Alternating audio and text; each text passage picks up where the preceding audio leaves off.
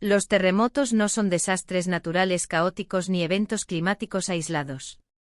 En el vídeo de hoy ahondaremos sobre los movimientos telúricos, la relación astrológica con el Sol y la Luna sobre la Tierra y la verdadera mecánica universal que mueve el suelo bajo nuestros pies. La Tierra es un organismo vivo y eléctrico. Bajo esta óptica, estos fenómenos son mecanismos violentos de descarga y recalibración que utiliza el planeta para recuperar su equilibrio de presiones cuando las tensiones eléctricas acumuladas saturan su campo de ondas. Toda la física universal se basa en la oscilación rítmica entre la compresión, gravedad/calor, y la expansión, radiación/frío. Los terremotos se explican exactamente a través de este latido universal. Los terremotos como cortocircuitos subterráneos. Para la geología oficial, los terremotos son causados por la liberación de energía elástica acumulada en las fallas tectónicas debido al movimiento de las placas. En realidad son un fenómeno puramente electromagnético de la corteza terrestre. Acumulación de presión centrípeta. La Tierra funciona como un gran condensador eléctrico. A medida que las corrientes espirales de la gravedad comprimen el interior del planeta, se generan inmensas zonas de calor y alta tensión eléctrica bajo la corteza. El punto de ruptura, descarga del ánodo. Si el intercambio de energía entre el interior denso de la Tierra, ánodo, y el espacio exterior, cátodo, se bloquea o se vuelve asimétrico, la tensión se acumula en exceso. Cuando el material rocoso subterráneo ya no puede contener este sobrevoltaje, ocurre un cortocircuito cósmico. Explosión radial. El terremoto es la violenta liberación centrífuga de esa electricidad atrapada. No es un simple choque mecánico de rocas, es una onda de choque eléctrica que se expande hacia la periferia para disipar el calor y el exceso de potencial, permitiendo que ese sector del planeta recupere su quietud magnética. Los tsunamis como ondas de choque rítmicas. El agua de los océanos responde inmediatamente al intercambio rítmico equilibrado de las fuerzas eléctricas subterráneas. Cuando el suelo marino sufre una descompresión sísmica, la perturbación no es meramente mecánica, sino el colapso de un campo de onda de presión bajo el agua. Para compensar el vacío o la presión generada en el epicentro, la masa oceánica se desplaza formando ondas masivas en espiral, tsunamis, que buscan restablecer el equilibrio gravitatorio y magnético de la superficie fluida del planeta. Influencia celeste y fuerzas de marea eléctricas. La Tierra no está aislada. La posición de la Luna, el Sol y otros planetas altera las líneas de presión eléctrica que cruzan el globo. Cuando estos cuerpos celestes se alinean en ángulos de máxima tensión geométrica, tiran de las corrientes magnéticas terrestres, actuando como el detonante final que dispara las descargas eléctricas internas en forma de grandes terremotos o erupciones volcánicas. En las obras de Claudio Ptolomeo, especialmente en su tratado astrológico Tetrabiblos, siglo II después de Cristo, los eclipses se consideran los desencadenantes celestes más poderosos de desastres terrestres, incluyendo los terremotos. Ptolomeo unificó la astronomía matemática con la astrología mundial de la época, argumentando que los cuerpos celestes ejercen una influencia física directa sobre la atmósfera, el clima y la propia Tierra. Los eclipses como causas universales. Ptolomeo afirmaba que los eventos mundanos, guerras, pestes, climas extremos y terremotos, no ocurren de forma aislada, sino bajo el influjo de los luminares, el Sol y la Luna. Los eclipses solares y lunares son los principales predictores de calamidades debido a la violenta interrupción de la luz y la alteración de las fuerzas planetarias en un momento específico. Como los eclipses causan y determinan terremotos. Según el libro 2 del Tetrabiblos, los sismos se pueden predecir y analizar minuciosamente a través de la configuración astronómica del eclipse. Ubicación geográfica. El eclipse solo afecta a las regiones o países de la Tierra que se encuentren en familiaridad astronómica con el signo zodiacal donde ocurre el fenómeno, o donde el eclipse sea físicamente visible. Duración del desastre. Ptolomeo dejó una regla exacta de temporalidad. Si se trata de un eclipse solar, los efectos y réplicas en la Tierra, como los terremotos, durarán tantos años como horas equinocciales dure el eclipse. Si es un eclipse lunar, los efectos se medirán en meses. El momento del sismo, el inicio y la intensidad del terremoto dependen de la posición del eclipse respecto al horizonte. Si el eclipse ocurre en el horizonte oriental, ascendente, el desastre golpeará en los primeros 4 meses, si ocurre en el medio cielo, en los 4 meses centrales, y si es en el horizonte occidental, en los últimos 4 meses de su periodo de influencia. Signos zodiacales propensos a terremotos. Ptolomeo detalló que la naturaleza de los signos zodiacales donde caen los planetas influye en la corteza terrestre. Signos de tierra y de agua son los más propensos a alterar la superficie, agitar los mares y provocar hundimientos de terrenos. Signos específicos, destacó que constelaciones como Cáncer poseen porciones, como la región del cúmulo de Praesepe, que son intrínsecamente productoras de terremotos y generadoras de densas nieblas cuando los planetas maléficos como Marte o Saturno se posicionan en ellas. El color del eclipse y otros fenómenos. Para afinar sus predicciones, Ptolomeo adoptó tradiciones babilónicas respecto a las condiciones óptimas del eclipse. El color que adopta el Sol o la Luna eclipsada, así como la aparición simultánea de cometas, halos o bastones luminosos en el cielo, indican la gravedad exacta, el tipo de destrucción mineral y la velocidad con la que se desatará el movimiento de tierra. En la astrología mundial de H.S. Green, un pilar de la astrología teosófica de principios del siglo XX, los terremotos no son eventos fortuitos, sino el resultado físico de graves tensiones y desequilibrios energéticos causados por la influencia de eclipses y configuraciones de planetas maléficos sobre áreas geográficas específicas. H.S. Green, colaborador cercano de Alan Leo y coautor del clásico tratado Mandan Astrology, Astrología Mundial, estructuró el estudio de los fenómenos naturales destructivos analizando los astros no a nivel individual, sino como fuerzas que afectan a naciones enteras. Los principios fundamentales de H.S. Green sobre la predicción astrológica de terremotos se resumen en los siguientes puntos. 1. El detonante de los eclipses.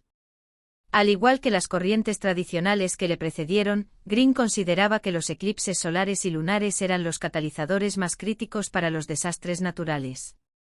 Un eclipse genera una alteración magnética y gravitacional en el tejido de la Tierra. Los sismos no ocurren de forma inmediata en cualquier parte, sino en aquellas regiones o ciudades cuyas cartas astrales natales, o regencias zodiacales, estén directamente afligidas por el grado exacto en el que ocurre el eclipse. 2. Los signos fijos y cardinales. Green prestó especial atención a la naturaleza elemental y las cruces de los signos zodiacales para identificar el tipo de catástrofe. Signos de tierra y fijos. El eje Tauro-Escorpio y los signos de tierra, Capricornio, Virgo, son tradicionalmente los más propensos a los movimientos telúricos, al representar la resistencia y rigidez de la materia que termina fracturándose. Signos cardinales o movibles. La acumulación de múltiples planetas en signos como Aries, Cáncer, Libra y Capricornio aporta la fuerza cinética y dinámica necesaria para iniciar una sacudida masiva de las placas o de la corteza. 3. Planetas clave en la sismología de Green.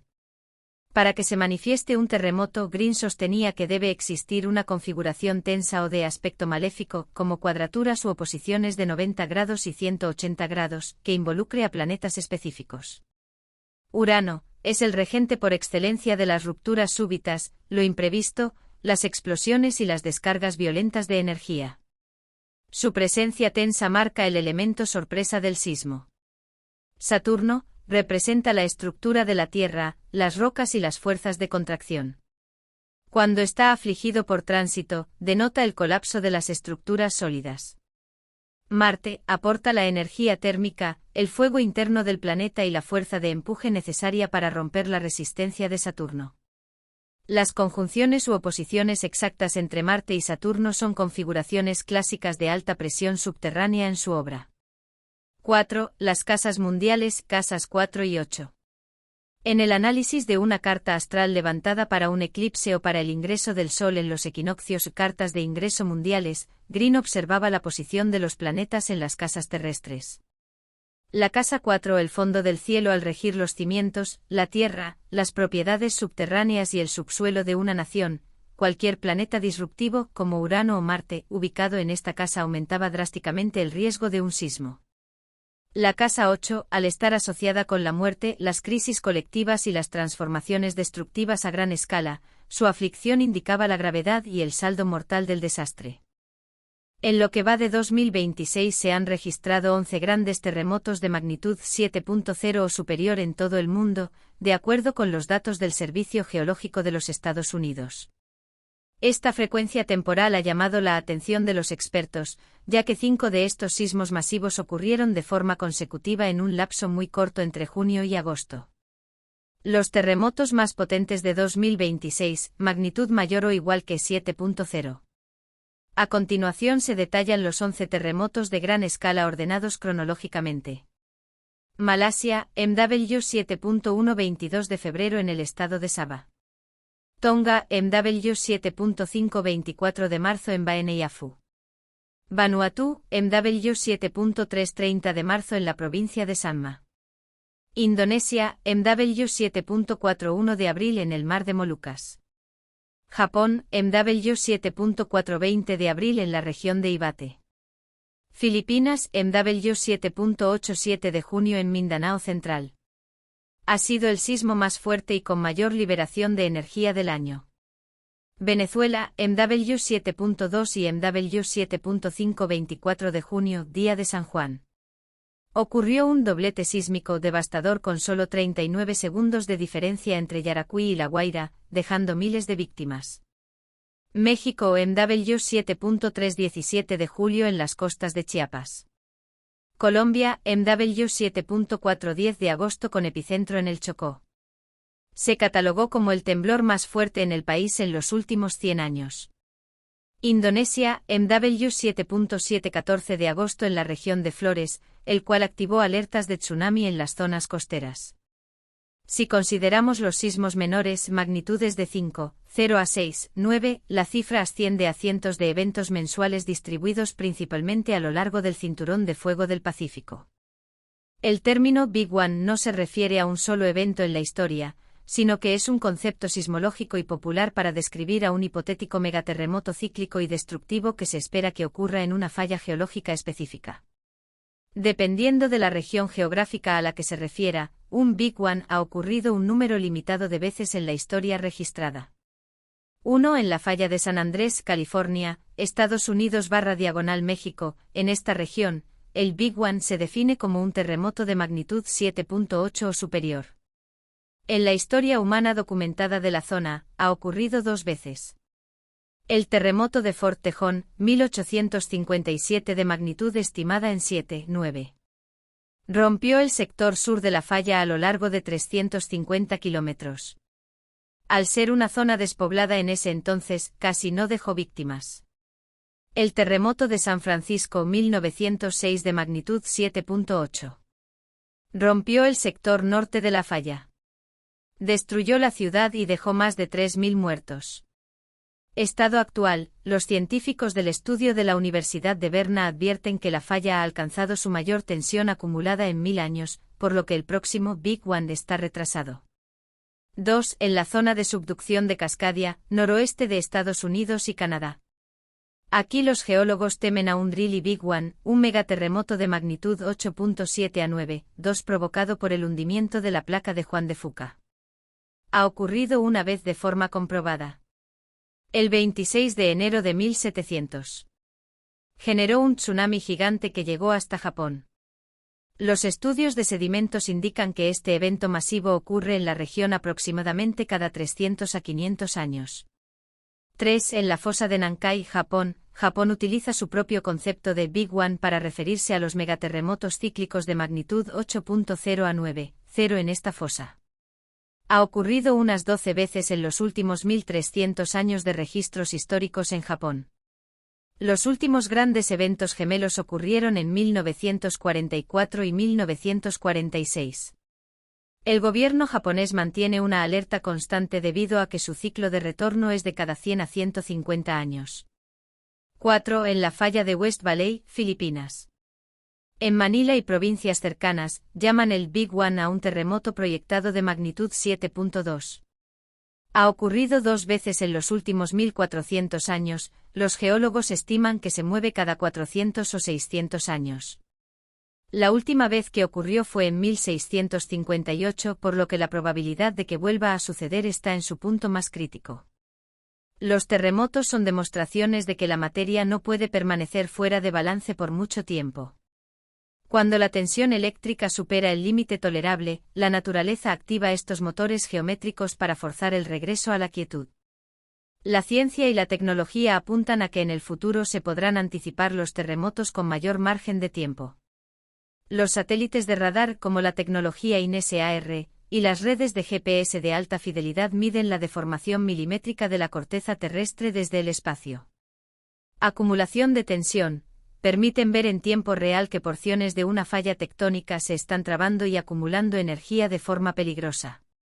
Fase de nucleación. Ayudan a identificar el sismo lento o el deslizamiento previo que ocurre justo antes de la ruptura principal.